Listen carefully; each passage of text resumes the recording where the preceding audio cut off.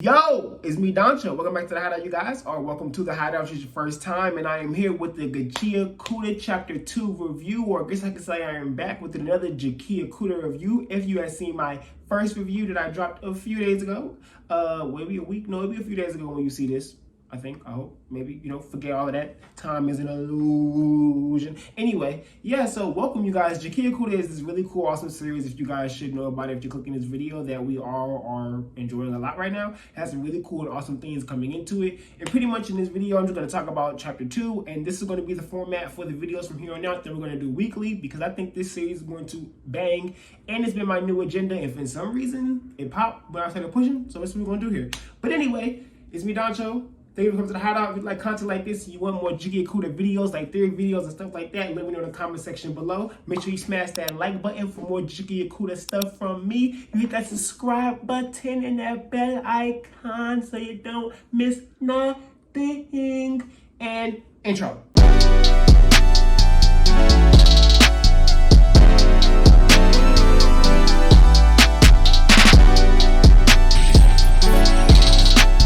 Okay, so let's really get into this. So I know that all of us are pretty hyped about this series.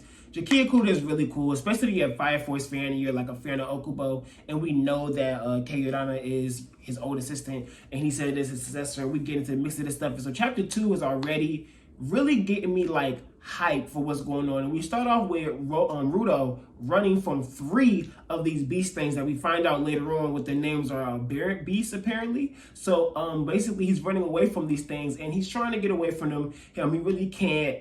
And he's like basically freaking out about being in this abyss. And this is what's really cool about the art here in this series, is that like when we see him like running and like he ends up getting hit and he falls and he ends up seeing that skull and he freaks out and like yells out like, screw you people for sending me down here into this, this pit or whatever, hellscape, whatever he says. I think he says hellscape. Yeah, for sending me to this hellscape.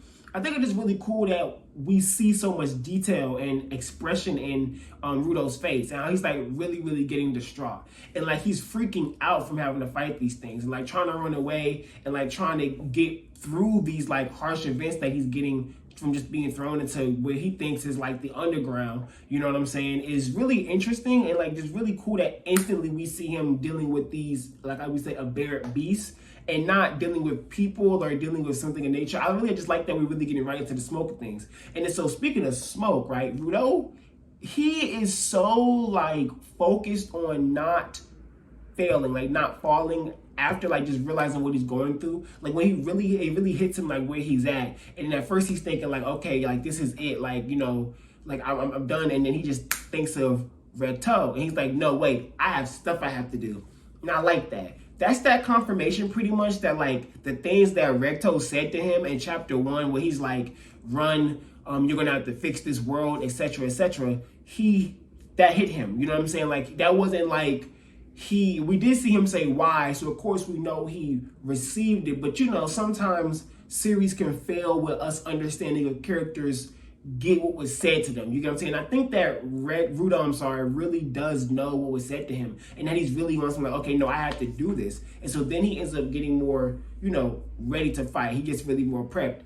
And I did forget to mention that we did see we did see some stuff about someone getting dropped down into the abyss. That wasn't anything too important. I think that was just a little bit more that like, narration thing, giving you more the vibe of that trash and treasure aspect, even with humans.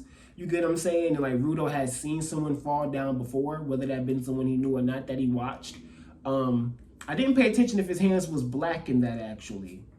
Continuing where I originally left off at, that basically he's decided now he was gonna have to fight. So he's like, okay, he grabs that pipe and he gets like, I'm gonna have to beat these guys to death. Like I still have to take these guys out. And I really hope that's the story that's being told here. Like it doesn't transform into him like just deciding he's going to just live on the abyss. I mean, maybe like Endgame, but like I'm saying, like in the meantime, I do really want that drive to be he's trying to figure out how to get back up there and deal with them. I really hope that's truly refocused. Now, when he grabs that pipe, there's that little spark that goes off on his hand, right? Now, I'm wondering if that's going to lead to what's going on with the dude engine that we see later. But we'll talk about that in a second. Now, if that spark goes off, he's trying to fight, but he doesn't really do much. But I really love seeing these action scenes with Rudolph and getting that early action of what he can do and how his mind thinks. he took that pipe and he threw it at the Aberrant beast and it hit him, right? Almost like a distraction. And he tried to like run and go around and try to get like a behind him hit or something like that, you know, trying to get a different type of angle, being smart, right? But the thing still hits him. But he's able to take that hit. I'm not sure if that's just the normal physiology of people in this world, or if Rudolph is someone who has a strong physiology. I think he is just someone who has a strong physiology. Then he's able to take that hit to the Aberrant beast. But he's not done right there, you know what I'm saying? He decides he's gonna grab that bigger piece of I think it's like scrap, well, not scrap, but like a metal piece of board or whatever, and he goes like some big old slice, you know what I'm saying? And it does damage. Like, it seemingly breaks the thing down and apart, right? And breaks it into pieces, but all the big pieces, heaps of trash, starts to come at him. And he's hurt, injured from everything he was doing, and he's about to pretty much pass out, you know what I'm saying? And he does pass out from before the things try to hit him. And that is when Engine shows up. Now, in the midst of Rudolph doing all of that stuff, Engine is watching him from a distance, okay? We do get to see that, right? So Engine is sitting back there and he's watching. He's like, wait. He said, no way. Is that? And so I'm thinking that he's saying to himself, oh, is that somebody fighting one of these Aberrant beasts right now? Like, that's what he's saying to himself. Clearly someone who had fell down from up there. He knows instantly that Rudolph is someone who's not from there for many reasons. One, because of I forgot to mention the gas in the air, and Rudolph doesn't have the mask. So that was a big disadvantage for him. And the fact that he's fighting these Aberrant beasts with regular weapons, like, that's going to do something for him. This clearly is the information that this kid is lacking. There's no way that he's from down here, right? So Engine pops up on him, and he protects him with the umbrella thing. Everybody's making that Bleach reference. Ha, hee hee. Yeah, no, I'm playing. But anyway, so he protects him like that. And then so Rudolph starts asking him a bunch of questions. Before he starts asking him a bunch of questions, he basically helps him up, kicks him. They make him cough up pretty much the blood that was stuck in his lungs. It's going to be stuck in his lungs and chest. He coughs all that up, and then he throws the mask on him. That way he can start breathing normal. And then after that, Rudolph starts asking him a whole bunch of questions. Now, the fact that he has an extra mask on hand like that, that means either people like him always have an extra mask just in case something happens, or masks aren't that really hard to come by, or both of them. Either way, that's how it goes. That's how my mind is thinking. So when we do see him, though, when Rudolph is picked up, we see this little symbol on Engine's back, which looks like almost kind of like a sun symbol. And if you look from chapter 1, the dude that was like talking with the book that was been dropped when Rudolph was getting dropped, has like this moon symbol on his back, and it's like white, while the sun on Engine is like black. I'm seeing some kind of contrasting symbols there. I wonder what that's leading to and what all of that means, but you know what I'm saying? We'll see later down the line. I just want to put that on people's radar. You get what I'm saying? When we see him do all of that, Rudolph's asking all of those questions, etc., etc. He's trying to tell him, shut up because you're being loud. And apparently the key is that they be silent so that the Aberrant beasts don't hear them. Now, Engine explains that these Aberrant beasts are special in this zone. Why they're special in this zone, he didn't necessarily say, but they are special in this zone, and he clarified that there's no way you could beat them with a normal weapon, which means that they come back after being destroyed. Clearly because they're made from the trash and the trash heaps, like he said, and there's nothing but all of that all around them. Crazy. I find the whole interaction hilarious to a degree because he was yelling at him, etc. He's like, kid, like, shut up. And he ends up yelling, explaining, like, you're not underground, you're on the surface. So my theory from the first chapter video was true, which is kind of common sense. But, you know, it's just really cool to see that there are those type of breadcrumbs that the mangaka is laying, that K is laying, that we can see, okay, we know what path we are looking for, where we're going. I just found all of that stuff really cool. I think all of this is going to lead to something really, really awesome because Engine legitimately goes, let me handle this, and just starts taking out these Aberrant beasts. And it's really cool that he says, I got to do this with this umbrella, and the umbrella transforms entirely. Now, if you notice, the Engine also has black marks on his arms. They're not on his hands, but they're like on his arms. Now, I don't know if those are like similar to Rudolph's or if those are tattoos. Who knows? For all we know, the only reason why Rudolph has to wear bandages and the gloves is because they help with the pain. And maybe Engine like takes like pills, or there's some injections or whatever that helps them with pain. Who knows? I'm just bringing stuff up. You know, I'm just throwing things around. It's chapter 2, y'all. We just throwing stuff out there, right? So he's like, let me handle this. He transforms this umbrella. Now, if you really look, this umbrella genuinely transforms. It doesn't just grow blades on the ends and that like middle blade. It gets these black markings, like the tatters, the ridges, all the other things that was on it prior disappeared, and its blades, those black like tattoo like markings, and then, you know, that other blade in the middle, and it becomes a weapon. I'm very interested in that because it looked like, if you looked at Enjin's hand, the power went from the umbrella to his hand, and then it went through his whole entire body. Or maybe I'm misreading it and it went from, no, it may have went from his hand to the umbrella, and then, I don't know. I'm not entirely sure.